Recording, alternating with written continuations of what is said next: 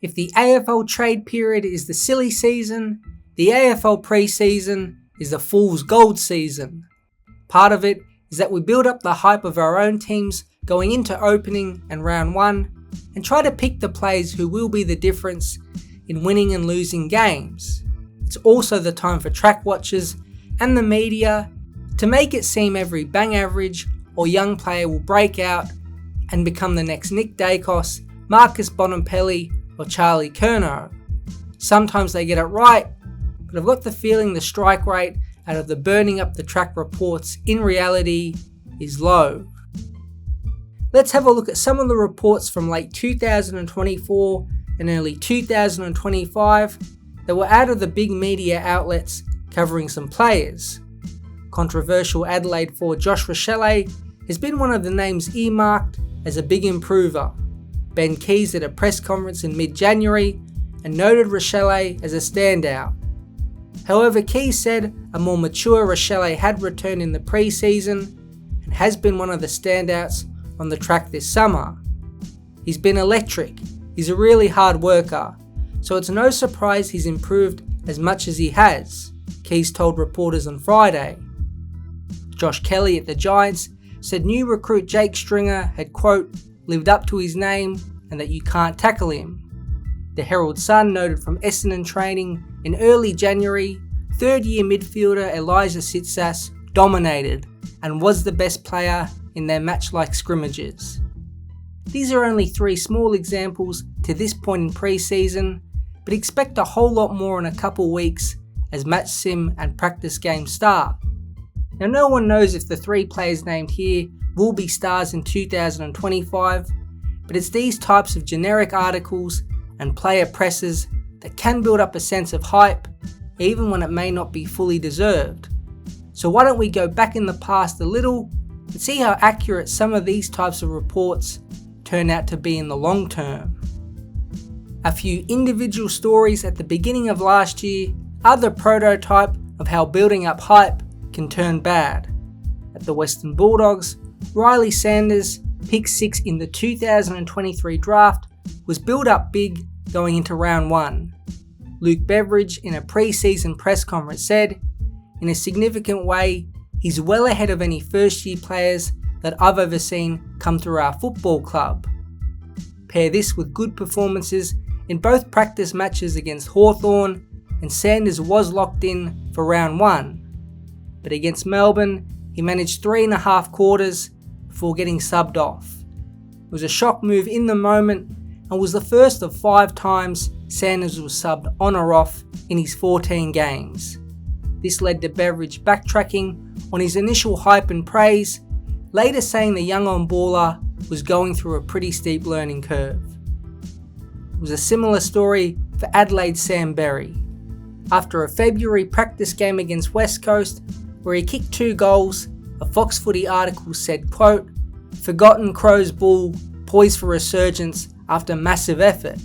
Even Adelaide legend Mark Rasciuto, who is on the club's board, said during the game, it'd be a big plus for Sam and the Crows if he can get back into form. Things didn't go to plan last year, but this first quarter and the pre-season, he's looked fantastic. He's a little bull, there's no doubt about that. He's built, he's ready to go. Well, in 7 of his 9 appearances in 2024, which went over the first 14 rounds, Berry was subbed on or off. He did play 18 games for the year, but gathered 20 or more disposals in just 3 of those matches. Then there was Finlay McRae at Collingwood. Analyst David King was at a February intra-club game and said, but Finn McRae, if he didn't win 8 clearances in the first half, I'll go he. He won the first 3 of the game.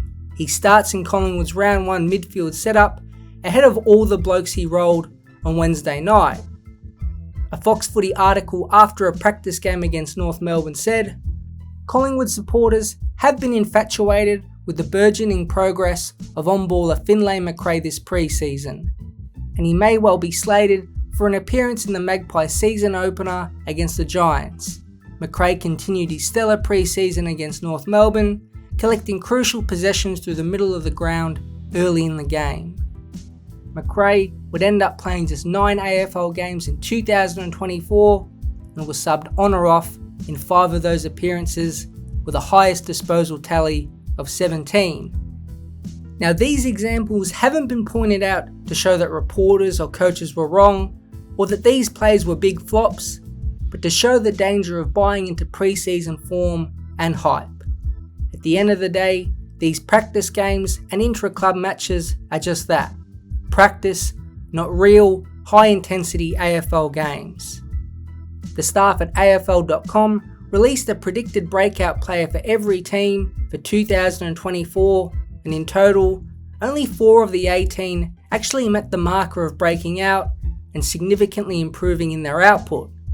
Even going back to the 2023 version of the article, about 5 players did break out and improve upon their form from the previous 2022 season. Now to be fair, some of these reports do ring out true in the end, with guys like Max Holmes, Jace Burgoyne, Darcy Wilson and Sam Darcy a few names that did follow on from their pre-season build-ups and play critical roles last year. But look at all these names here from a Bolter article on Fox Footy that didn't have a lot of impact in 2024. There are far more players that end up on the outers of their own sides than becoming good AFL players over just a pre-season. There are a few reasons why hyping up players has exploded in the past few years. The first is that a lot of training sessions and the pre-season games are now seen by more people. This means more articles and vision that 20 years ago no one would see is now accessible. The AFL news cycle is nearly 365 days long, and reporters and writers need things to talk about. We also don't know the individual training at clubs. Some star players might take pre-season matches easier than others, and often these type of players will be managed by the club. This opens up game time for fringe players who in theory will play against other fringe players from the opposition, and it can create that false sense of drastic improvement. That's why it's hard to judge a lot of these young players or guys fighting for a spot in the pre-season. The intra-clubs and February games just aren't AFL level. Throw in pre-season media sessions like Ben Keys, where players talk up their teammates, and the same from coaches. It's clear why more players than ever are being predicted to break out or improve quickly. It's still good to get excited about certain players in the upcoming season, but don't be surprised if their seasons don't reach the height of what is reported in the pre-season. The reality is more struggle than breakout.